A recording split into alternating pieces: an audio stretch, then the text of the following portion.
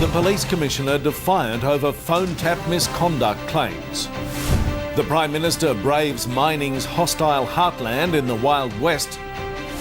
Public exposure, a toxic waste blast for the EPA. And how common painkillers could be doing more harm than good. This is 9 News with Peter Hitchener.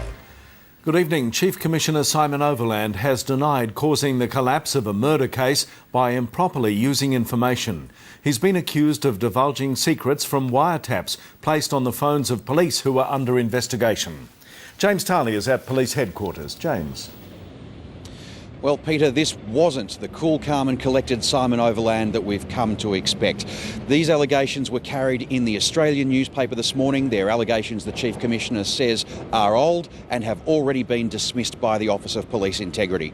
But as you're about to see, he was so angry at his media conference that he simply refused to answer any of the questions put to him by the journalist from the Australian. Simon Overland's enemies have always accused him of having a glass jaw.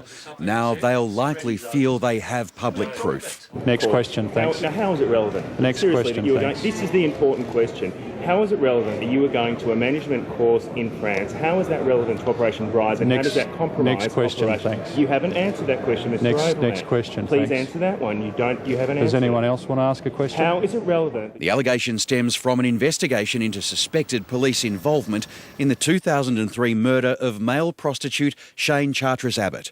Phone taps were used, and Mr. Overland is accused of using information from these in such a way that it led to suspects being tipped off. It's a claim he strongly denies. I don't believe I've done anything wrong, right? The Office of Police Integrity says I haven't done anything wrong.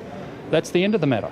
And Premier John Brumby says Mr. Overland still has his full support. There is absolutely nothing new in it. They've all been examined, and the OPI found that there was no case to answer. But former Assistant Commissioner Noel Ashby and ex-Police Association head Paul Mullett say further action is required.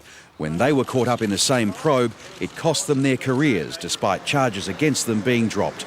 Both have called for a fresh inquiry.